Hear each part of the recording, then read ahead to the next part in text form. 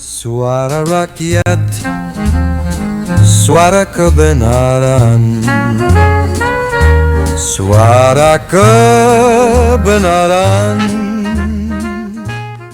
Video ini hanya untuk mereka yang punya logika.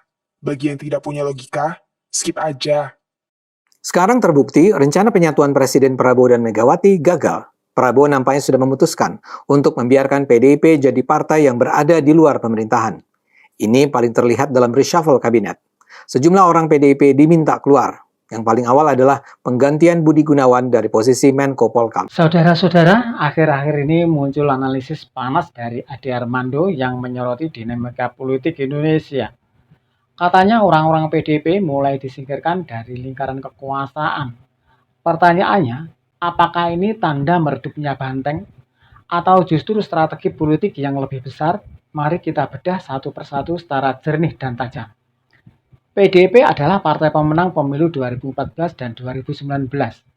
Jokowi naik menjadi presiden lewat tiket PDIP. Megawati punya pengaruh besar, bahkan dianggap kingmaker dalam 2 periode pemerintahan. Banyak posisi penting di kabinet, kementerian, BUMN, hingga lembaga strategis diisi kader PDIP atau orang dekat Megawati. Citra banteng kokoh, identik dengan partai penguasa. Namun politik tidak pernah statis. Ada titik balik yang membuat dominasi PDIP mulai terguncang. Ade Armando menyoroti bahwa pemerintahan pasca Pilpres 2024 menunjukkan tanda-tanda pembersihan orang-orang PDIP. Kader banteng yang dulu punya posisi strategis mulai digantikan oleh figur-figur dari partai lain. PDIP seolah diperlakukan bukan lagi sebagai pusat kekuatan, melainkan sekedar pemain pinggiran. Narasinya, inilah sinyal bahwa pengaruh Megawati dan partainya mulai redup.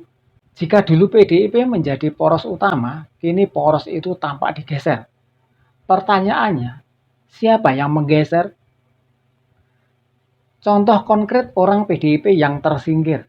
Untuk memperjelas, mari kita lihat siapa saja orang-orang PDIP yang tidak lagi berada di lingkaran pemerintahan Prabowo Gibran.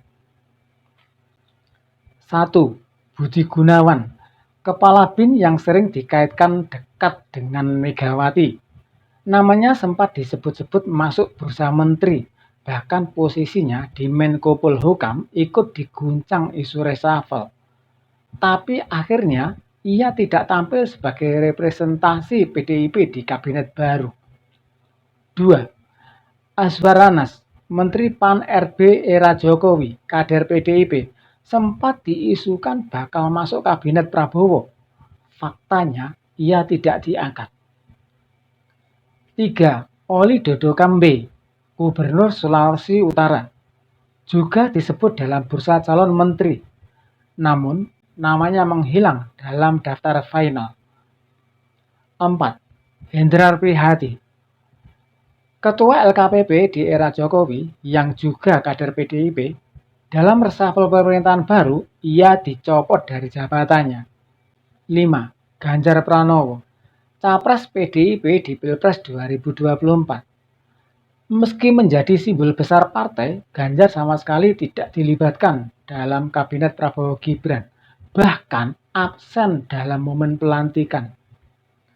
Semua contoh ini memperkuat kesan bahwa orang-orang PDIP tidak lagi punya tempat di lingkaran kekuasaan. Kalaupun ada nama besar, posisinya digeser atau diabaikan. Bukti nyata banteng mulai terdesak dari arena. Siapa yang mengisi kekosongan? Gerindra jadi pusat baru di bawah Prabowo. Golkar makin kuat dengan dukungan mesin politik dan ekonomi. PAN, P3, Demokrat ikut masuk kabinet sebagai penyeimbang. Kursi PDIP kosong total. Inilah politik praktis. Siapa dekat dengan presiden terpilih, dia yang mendapat porsi. Akar masalah PDIP. Konflik Megawati versus Jokowi. Soal perpanjangan masa jabatan dan arah dukungan capres. Jokowi lebih condong mendukung Prabowo daripada Ganjar. PDIP terjebak dilema, setia pada Megawati atau ikut arus politik Jokowi Prabowo. Hasilnya PDIP jadi partai besar tanpa kursi di kabinet. Sehingga menimbulkan dampak terhadap masa depan PDIP. Pertama, hilang akses sumber daya politik dan ekonomi. Kedua, loyalitas kader daerah bisa melemah. Ketiga, pemilih mungkin berpaling jika citra partai mulai redup. Pertanyaannya, apakah PDIP siap jadi oposisi? Atau hanya akan jadi penonton di pinggir lapangan? Maka gejolak berikutnya adalah potensi kebangkitan atau kehancuran. Opsi pertama, bangkit sebagai oposisi sejati.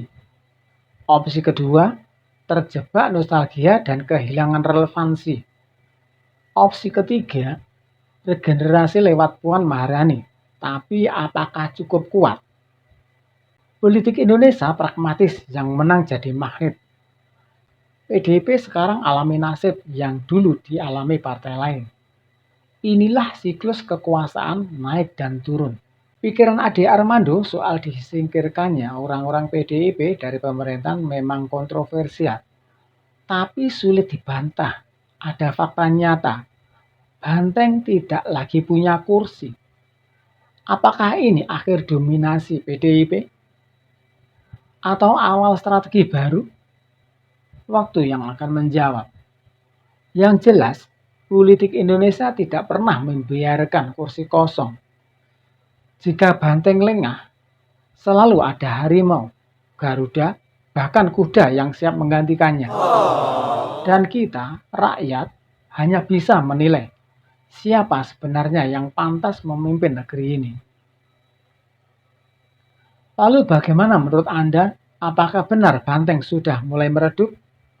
Atau justru PDIP sedang menyiapkan kejutan besar di luar pemerintahan? Tulis pendapat Anda di kolom komentar karena diskusi politik seperti ini selalu seru kalau kita bahas bersama. Jangan lupa klik tombol like, share video ini ke teman-teman Anda, dan tentunya subscribe agar tidak ketinggalan pembahasan tajam berikutnya. Sampai jumpa di video selanjutnya.